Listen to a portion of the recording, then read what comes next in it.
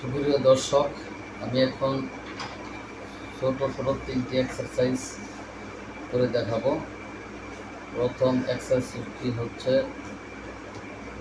Cycling ব্যায়াম, শুয়ে cycling ব্যায়াম। দ্বিতীয় এক্সারসাইজটি হচ্ছে লেগ আপ ডাউনের ব্যায়াম। আর তৃতীয় এক্সারসাইজটা হচ্ছে লেগ ক্রসিং ব্যায়াম। আমি প্রথম যে ব্যায়ামটি করতে সেটা হলো সাইক্লিং ব্যায়াম। ব্যায়ামের ক্ষেত্রে ঠিক এই পজিশনে যে সাইকেল দিয়ে চালায় সেরকম এরকম আপ ডাউন করতে হবে। 1 2 3 4 5 6 7 8 9 10 11 12 13 14 15 16 17 18 19 20 21 22 23 24 25 26 27 28 29 30। এটা হলো প্রথম করলাম আমি যে ব্যায়ামটি, সেটা হলো সাইক্লিং ব্যায়াম। দ্বিতীয় যে ব্যায়ামটি করতে যাচ্ছি সেটার নাম হচ্ছে লেগ আপ ডাউনের ব্যায়াম। এটা হলো ঠিক এই পজিশনে যে এভাবে 1 2 3 4 5 6 7 8 9 10 11 12 13 14 15 16 17 18 19 20 21 22 23 24 25 26 27 28 29 30। এই ব্যায়ামটিতে উপকার হচ্ছে এই গিরে বাটিতে কোনো সমস্যা থাকলে তা দূর হয়ে যাবে। এইভাবে ব্যায়ামটি করবেন। এতে করলে অবশ্যই গিরে কোনো সমস্যা তা দূর হবে।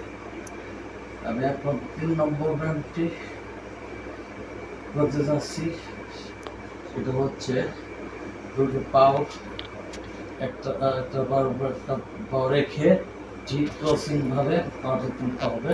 সেটা হলো এরকম 1 2 3 4 5 6 7 8 9 10 11 12 13 14 15। এবং এই ব্যায়ামটি করলে কি আপনার এই গোড়ালির যে সমস্যা আছে, গোড়ালির সমস্যা অবশ্যই দূর হয়ে যাবে। প্রথম এক সাইড করলাম, এবার অপর সাইডের ক্ষেত্রে এইরকম এবারে 1 2 3 4 5 6 7 8 9 10 11 12 13 14 15 লাস্ট 16। এইভাবে এই পজিশন রাখবো। বড় রাখলে কি আপনার এই গোড়ালির গায়ে যে গোড়ালি আছে, গোড়ালির চোট পাবে এবং এই গোড়ালির যে কোনো সমস্যা থাকলে, ভেতর থাকলে তাহা অবশ্যই দূর হয়ে যাবে। এরপরে ঠিকঠাকভাবে থাকতে হবে। থাকলে কি আপনার মাজা কোমর থেকে পায়ের পাতা পর্যন্ত কোনো ব্যথা বেদনা থাকলে তাহা অবশ্যই দূর হয়ে যাবে। এবং এই ব্যায়ামটি সকাল এবং রাত্রে